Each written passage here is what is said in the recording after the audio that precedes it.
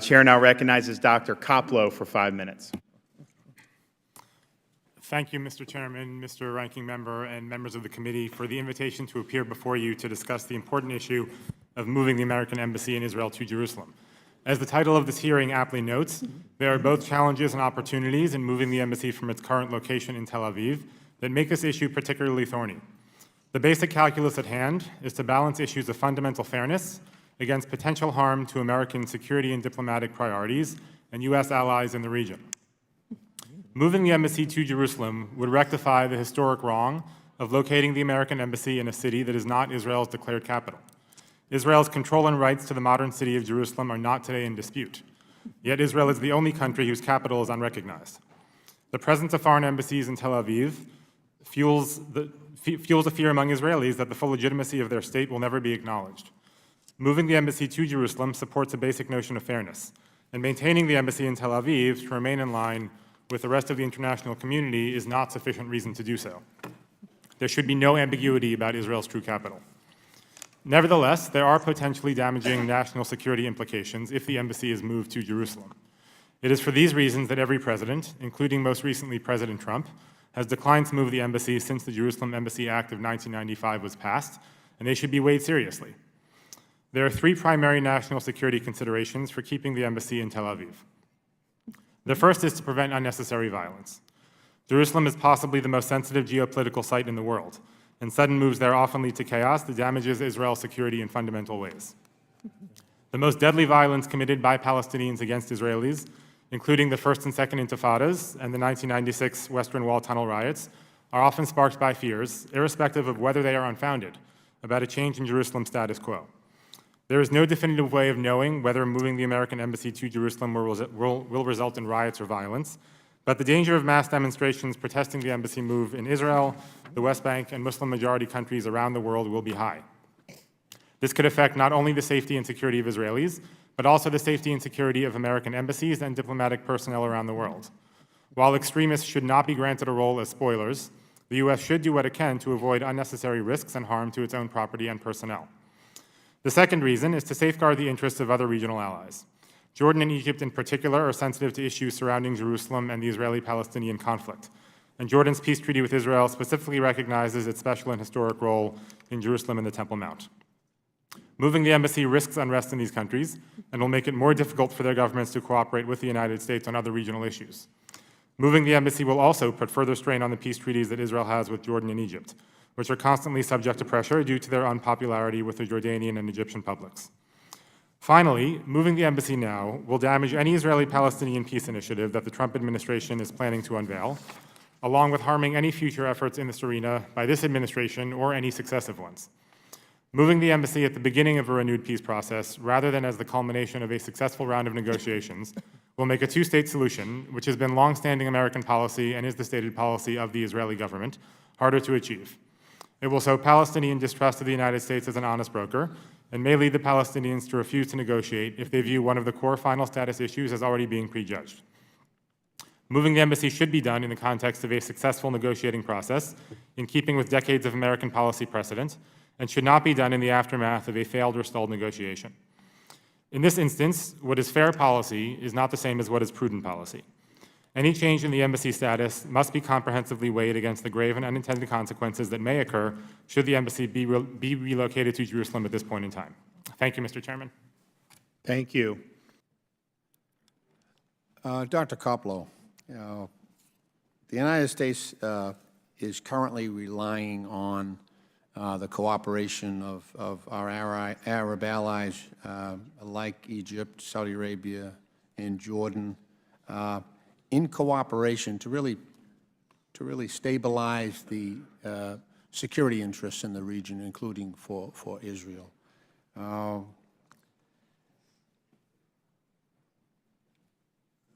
Jordan, we've had unequivocal support from King Abdullah against ISIS. He said, we will root them. There's a quote here. He's quoted, a relentless war against ISIS and hit them in their own ground. He's been in unequivocal support of our efforts there. I hearken back to in Egypt when when the Morsi regime came in after Gaddafi's removal, Mubarak's removal, they actually were considering abrogating the 1979 Egypt-Israeli peace agreement that was negotiated between Anwar Sadat and Menachem Begin, for which they received the Nobel Peace Prize.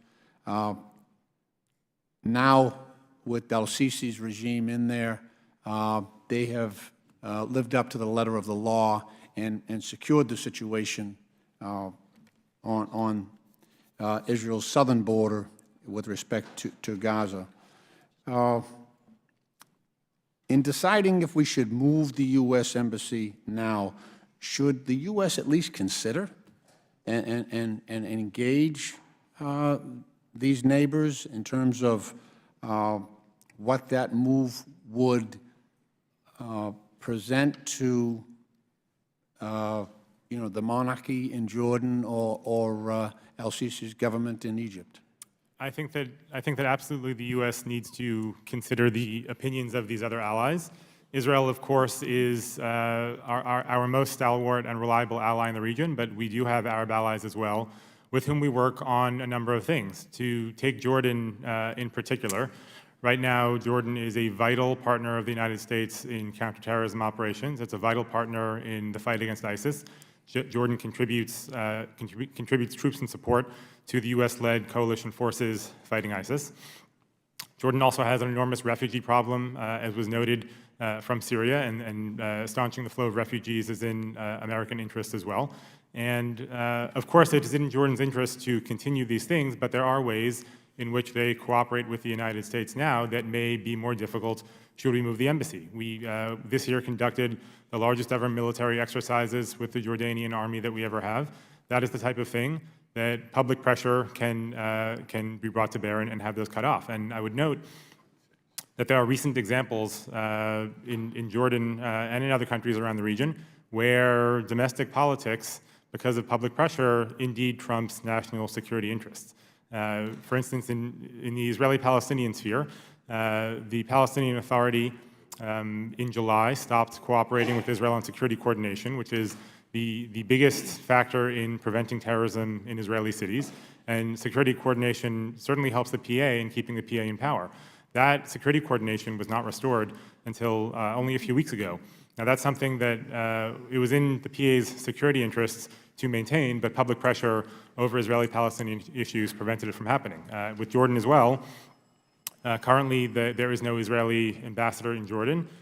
She was recalled due to an incident in the Israeli embassy in Jordan.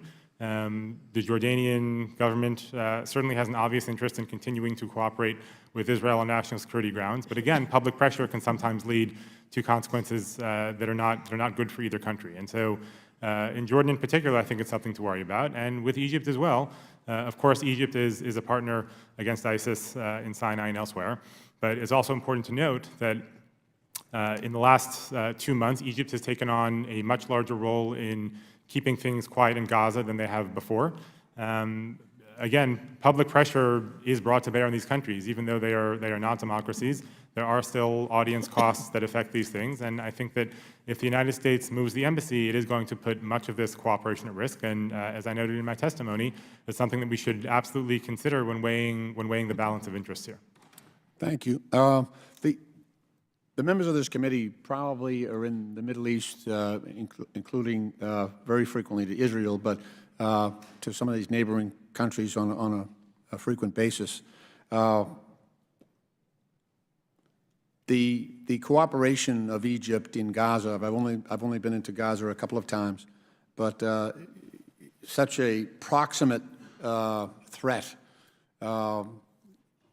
Egypt's military cooperation is extremely important. The concerns raised by King Abdullah in Jordan about, sometimes I think we take for granted that we've got a friendly administration there in Jordan.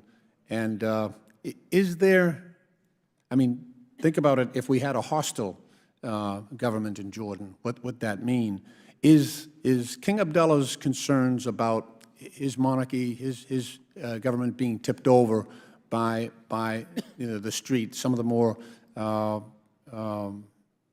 not insurgent, but more radical elements of the population there. Is that legitimate, or do you think it's overstated? Certainly, I don't think anyone can predict whether it will happen, but I think that to the extent that King Abdullah and the Jordanian government express these concerns, we should certainly take them seriously. Jordan is a country that is majority Palestinian. Some estimates have it as large as 70% Palestinian. They are very sensitive to issues within the Israeli-Palestinian conflict. And these types of issues really, as I noted, create lots of pressure on the King of Jordan to either cease cooperating with Israel or to cut back cooperation with the United States. And Jordan in particular is sensitive to issues in Jerusalem, as I noted, given its historic role there and given the role that the Israel-Jordan peace treaty grants to Jordan over holy places in Jerusalem.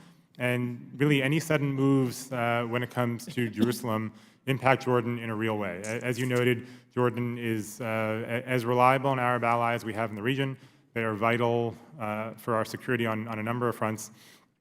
I think that even risking the danger of the Jordanian government being replaced or something happening to King Abdullah really would impact American national security interests in a fundamental way in the Middle East. Dr. Koplow, I'm going to come to you. There's always one skunk at the party, and so as we look at this, obviously you don't believe that we should be moving the embassy to Jerusalem. Is that correct? I believe that national security considerations at this time dictate that we should probably leave it in Tel Aviv, at least for another 6 months. All right. So what has changed over the last 20 years in terms of our national security interest? I mean, because we continue to debate this over and over. Do you know who Erekat is? I'm sorry? Do you know who Erekat is? Or Erekat? Oh, Saeb Erekat, of course. Yeah. Okay. So you know who he is. So how long has he had his job? Certainly as long as I can remember. Yeah, well, it's the closest thing to eternal life here is an eternal job of being able to negotiate a peace agreement between the Palestinians and the Israelis. Wouldn't you agree? Yes. All right, so since he has not been successful in over 21 years, and the embassy has not been in Jerusalem, how could moving the embassy to Jerusalem have affected his track record? I mean, so if we move it, do you think he'll be any less successful? Do I think Erekat will be any less successful? Yes. I can't imagine. Huh? I can't imagine that he personally will be less successful. I agree. And so from a national security standpoint, is the Knesset fairly secure? Yes.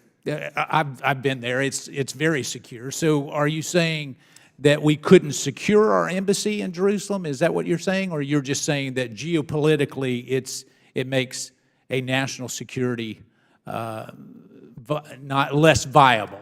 I have no doubt that we would be able to secure our embassy in Jerusalem the same way that we secure our embassy in Tel Aviv. I agree. And so what empirical data do you have that would suggest that this would create a national security incident? Because you were just talking, because I find your logic fascinating, you were just talking about how the Palestinians were pushing back against the security agreement, and yet the embassy is in Tel Aviv. So why would, I mean, there's something to the logic that doesn't seem to mesh. I think that there are a number of issues regarding Jerusalem that affect national security both for us and for Israel. The embassy is one of them. It's not the only one. But in general, as I noted in my testimony, things that occur in Jerusalem tend to be the sparks for... So you're saying the very presence of a building in Jerusalem is going to create a national security issue? I think it very well may.